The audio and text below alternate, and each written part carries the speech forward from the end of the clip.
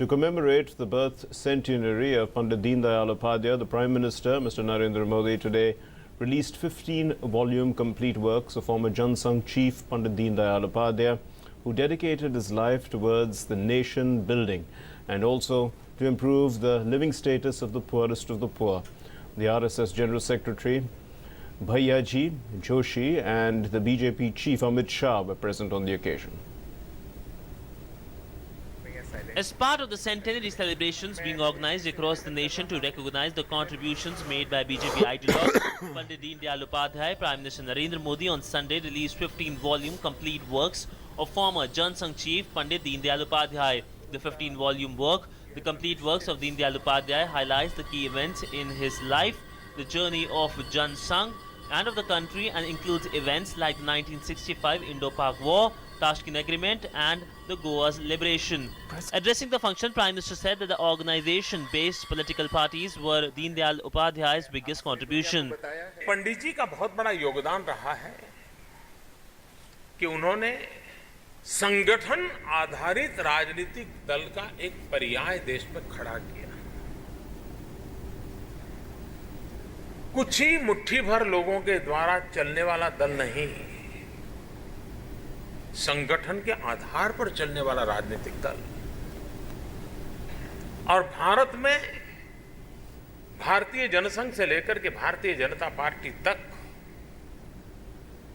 संगठन आधारित राजनीतिक दल,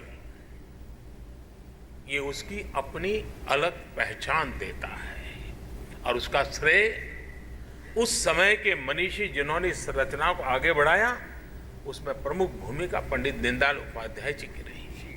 Highlighting the contributions made by Pandit Deen Dayal Upadhyay, Prime Minister said that Pandit ji was a selfless person who devoted his life to the service of the last man in the society. He worked relentlessly for the upliftment of the downtrodden and remains an inspiration for every Indian.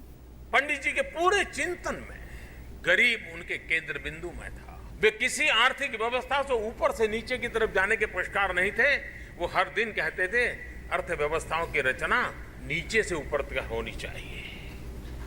गांव, गरीब, किसान, दलित, पीड़ित, शोषित, वंचित, हमारी सारी योजनाओं के केंद्र में वही होना चाहिए और उसका कल्याण यही हमारे केंद्र में होना चाहिए और तभी जाकर के हम देश में परिवर्तन ला सकते हैं।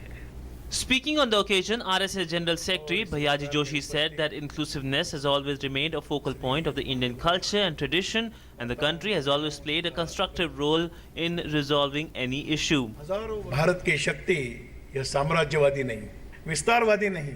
हमने लोगों को पराजित करने के बजाय हमने लोगों को जीतने पर विश्वास रखा है।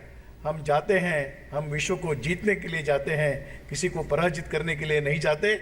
यह अगर बीच में कई खंड होगा, फिर एक बार इस प्रक्रिया का प्रारंभ हुआ है, इसका अनुभव सारा विश्व भी कर रहा है। Addressing the program, BJP chief Amit Shah said that Pandit Deen Dayal Upadhyay had expressed concerns decades ago over the burning issue of climate change, and the world can get rid of many problems by following Pandit Deen Dayal Upadhyay's approach of integral humanism.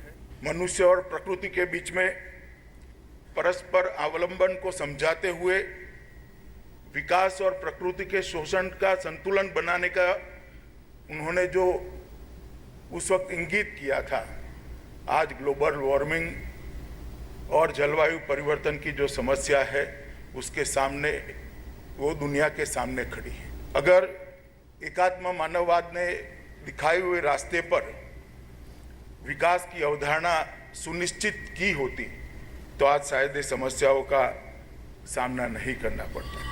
Pandit Deen Dayal Upadhyay gave a new direction to the entire country through his thoughts and works.